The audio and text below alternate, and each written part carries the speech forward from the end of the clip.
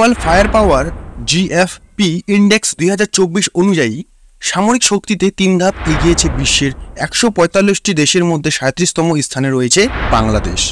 গত বছর এই সূচকে বাংলাদেশের অবস্থান ছিল 40তম, আর চলতি বছর দক্ষিণ এশিয়ার দেশগুলির মধ্যে সামরিক শক্তিমত্তার দিক দিয়ে বাংলাদেশের অবস্থান তৃতীয়।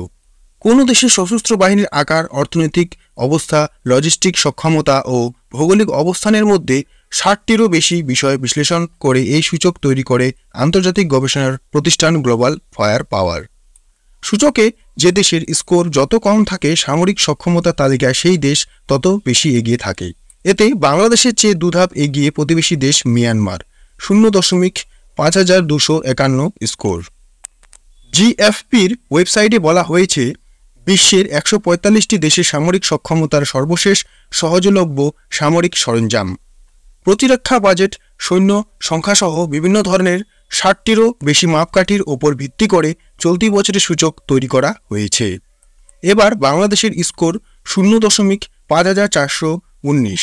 চলতি বছরের 5ই জানুয়ারি পর্যন্ত বাংলাদেশের সামরিক সক্ষমতাকে এই সূচকের ভিত্তি হিসেবে ধরে নিয়ে বাংলাদেশের অবস্থান নির্ধারণ করা হয়েছে বলে জানিয়েছে জিএফপি। জিএফপির তথ্য অনুযায়ী বাংলাদেশের সেনাবাহিনীতে সক্রিয় সেনা রয়েছে 1,63,000 জন, ট্যাঙ্ক 320, সামরিক বাহিনীর যান রয়েছে 13,100টি। এছাড়া বাংলাদেশের কাছে সেলফ প্রপেলড আর্টিলারি গান 27টি এবং লঞ্চ রয়েছে প্রজেক্টর MLRS যান বাহিনী রয়েছে 71টি। বাংলাদেশের নৌবাহিনীর সক্রিয় সদস্য আছেন 25,100 জন। তার মধ্যে আরও বাংলাদেশের বিমান বাহিনীতে সক্রিয় সদস্য রয়েছেন 17,400 জন। বরাবরের মতে এই সূচকের শীর্ষ স্থান ধরে রেখেছে যুক্তরাষ্ট্র, স্কোর 0.0699, আর দ্বিতীয় সামরিক ক্ষমতাধর দেশ হিসেবে নির্বাচিত হয়েছে দ্বিতীয় রাশিয়া, তাদের স্কোর 0.0702, আর 0.0706 স্কোর নিয়ে তৃতীয় অবস্থানে রয়েছে চীন। তালিকায় চতুর্থ স্থানে রয়েছে বাংলাদেশ। আরেক প্রতিবেশী দেশ ভারত, স্কোর 0.1023, আর 0.1416 স্কোর নিয়ে পঞ্চম স্থানে রয়েছে দক্ষিণ কোরিয়া। ষষ্ঠ যুক্তরাষ্ট্র, স্কোর 0.1443, জাপান 7th, স্কোর 0.1601, তুরস্ক 8ই মে 8 নম্বরে স্থান দখল করেছে, স্কোর 0.1697, পাকিস্তান নবম স্থান 0.1711 ও দশম স্থানে রয়েছে ইতালি, স্কোর 0.1863। অন্যদিকে রাশিয়া ইউক্রেন যুদ্ধ চলমান পটভূমিতে 145টি দেশের মধ্যে বিশ্বের সবচেয়ে শক্তিশালী সামরিক বাহিনীর তালিকায় 18তম স্থানে রয়েছে ইউক্রেন, আর 0.14 স্কোর নিয়ে পঞ্চম স্থানে রয়েছেন দক্ষিণ কোরিয়া।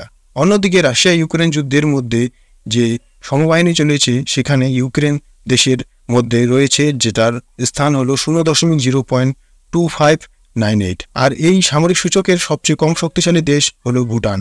দেশটি 6.3704 স্কোর নিয়ে 145তম স্থানে রয়েছে। গ্লোবাল ফায়ার পাওয়ারের হালনাগাদ তথ্য অনুযায়ী বাংলাদেশের সেনাবাহিনীতে সক্রিয় সেনা রয়েছে আনুমানিক 1,60,000। সেনাবাহিনীতে ট্যাঙ্কের সংখ্যা 320, সামরিক যান রয়েছে 13,100টি, সেলফ প্রপেলড আর্টিলারি রয়েছে 27টি, বাহিনীর টওয়েড আর্টিলারির সংখ্যা 437টি, আর রকেট আর্টিলারি রয়েছে 71টি।